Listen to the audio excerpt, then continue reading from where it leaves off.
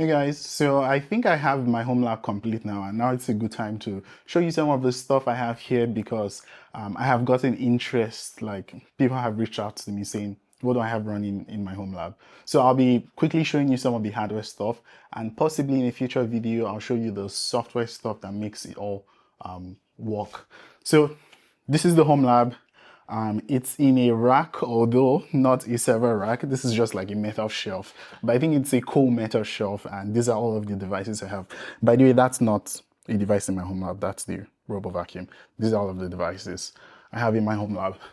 Okay, so I think let's start from the top here. What I have here is two routers. I have two routers here. They are both Xiaomi Redmi routers, the AX6000 routers. It's the exact same chip in these two routers, but obviously they look different because it's a different form factor. The reason I have two routers is that I'm not able to get the internet connection coming from my ISP into this living room space because the house doesn't have wired Ethernet connection. So I'm setting this up as a repeater to repeat the signal coming from my ISP to bring it over here. And I have the main router, which is this guy. I'm using this as the main router because it has way more ports in the back compared to this one. And it also has a single 2.5 gig port, which is faster than all of the gigabit ports on the other one. So I have this connected to it. This guy repeats the signal coming from the ISP router. I think I can show you this. Let's just go.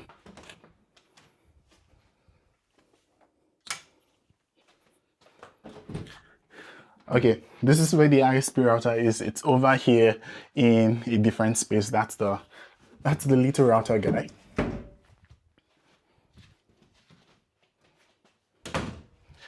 So this guy brings the signal all over the way here, and I get it connected to the main router used in the house for all of my home lab stuff. Then I have this little Raspberry Pi. This Raspberry Pi I call the router PC because it's actually doing a lot of the smart internet-y things when it comes to my home lab.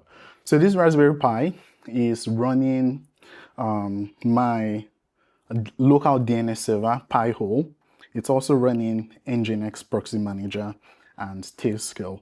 So Pi-hole here is going to help me resolve DNS locally, and I don't have to reach out to Google or someone else to get it resolved. And what that means is that I can set up local domains that could resolve to services that only exist within my home lab. So that's why I have this set up such that I can open up a browser and type in a domain to access a service running internally, and I get HTTPS. I don't have to like remember the IP address of the machine and the port that service is running on. It's all clean, it's all sweet because this router PC is handling all of the smart internet things to make it more user-friendly and accessible. So I'm also running Tailscale here so that if I need to VPN into my home lab to connect to services that only exist within my network, I can do that from outside of my network. So I have Tailscale running as an exit node on this device, and when I VPN into this server, I can access everything running here. It's just going to be as if I'm in my home Wi-Fi, whereas I'm probably using 5G. I'm outside of the house doing something else. So that's the router PC. It's a Raspberry Pi, by the way. Now, moving on to the second level of my home lab, this is where I have my actual Ethernet switch. So this guy, the router over here, brings 2.5 gig down to the switch, and I have every other device in my home lab connected to it. I ran out of ports in the router above, so I had to get a switch. This is an unmanaged switch, which means it's plug and play. It's able to negotiate who does the upward data transfer and downward data transfer, like what's the actual internet source. It's able to do that smartly, if that's a word, on its own without me having to set up anything. So it doesn't have a dashboard, doesn't have a UI. It's plug and play. It works great. 2.5 gig, 8 ports. Oh, by the way, it also has a 10 gig SPF port.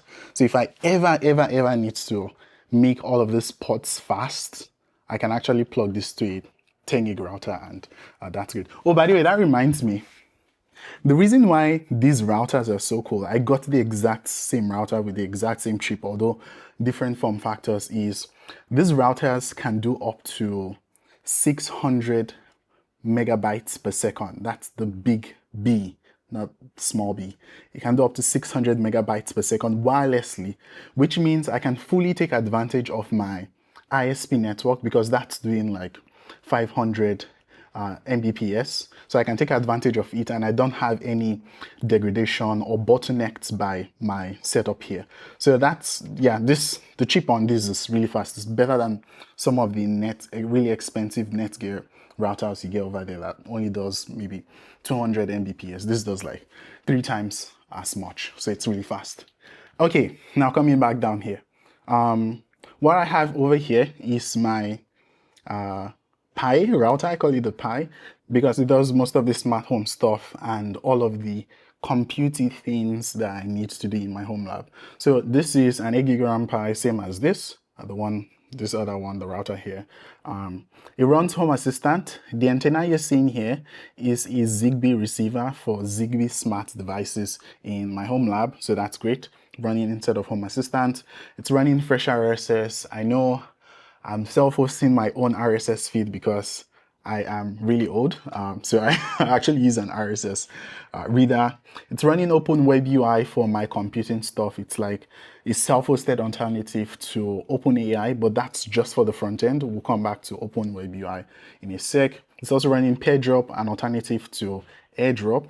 I have Plausible, my production analytics server, running inside of this Raspberry Pi. So even though it's small, it's quite powerful, and I'm using it for production stuff.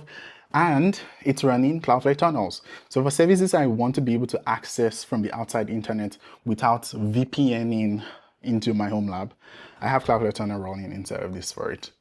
So let's move on to the other device here, which is in a really nice, really cool cyberpunk looking case. Let me see if I can give you guys a good look at this. It also has a little display over here. Anyway, this is to be my main NAS. I have a 5 terabyte SSD array inside of it. It was quite fast. I'm using MegaFS to combine all of those drives into one pool. And yeah, I used it as my main NAS for a really long time, but I got it upgraded because there's something else over here. What I'm using this for right now is it's running as a backup server for data I have in my main NAS, and I just back up the files I need to back up over here. So it's running Synctain. It's also running MegaFS. Okay, I already said that. It's also running FileStash as the GUI to like look through the data that is on that drive. So it's really cool. By the way, I have one more Raspberry Pi. Let me go upstairs so I can show you that. 2,000 years later. Okay, so this is the last Raspberry Pi I have running. Do you spot it? It's the one here. It's in the same case as the main Pi I have over there. I call this the wallpaper. And that's because its main purpose is to display this orange cloud icon on this monitor so that I have a really nice background when I'm recording. Yeah, so that's what this does. Now let's go back downstairs. Okay, so we're back now. That was the last Raspberry Pi and we should continue. This is the NAS, or used to be the NAS, but now it's a backup for my main NAS, which is this black box over here. So what you're seeing here is a Synology DS425 Plus. The reason I went for this specific model is, of course, the size. It also comes with an Intel processor. In fact, this is the only Intel processor in the entire house, and you've only seen like half of the computers in the house. This is the only Intel processor in the house. Oh, how the great are falling. But the reason I went for this is the actual Intel processor, because this has an iGPU, and what it can do is that enables me to do hardware transcoding. And I'm using this as my media server. I used to use this as my media server. It worked fine, but no hardware transcoding because it's on an ARM SoC that doesn't support it. So this was just much better for like streaming 4K content and having it transcode on the fly to 720p or 1080p or whatever it is the device I'm viewing it on needs. So this is again a Synology device. It's expensive, but you get it because of the software. I wrote about why I was getting this. It's to replace all of my Google Drive stuff, Google Photos, Google Docs, or the Google Cloud stuff, and the software works like really, really well. This is running a 12 terabytes drive and has 18 gigs of RAM, so I have lots of space to expand this, and that's great. Now let's come to the last item I have here. That is the M1 Ultra Mac, and this is the most recent addition to the Homelab.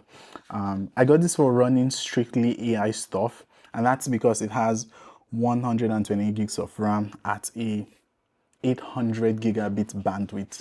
So the memory is really fast, and that's actually a lot of memory. I will be sharing benchmarks on it shortly because I was comparing it to the Framework desktop. You know, it's been marketed as an AI hosting device. So I'll be sharing benchmarks, but I'm glad I got this because it's actually faster than the Framework desktop. I'll share that for people who want to see it. So this has been the hardware tour of the Homelab. Let me know if you want to see a software tour to see all of the software that's running on the stack and how it's all put together. Also the networking stuff that I have in there. All right, let me know guys. I'll catch you in the next one. Take care. Bye.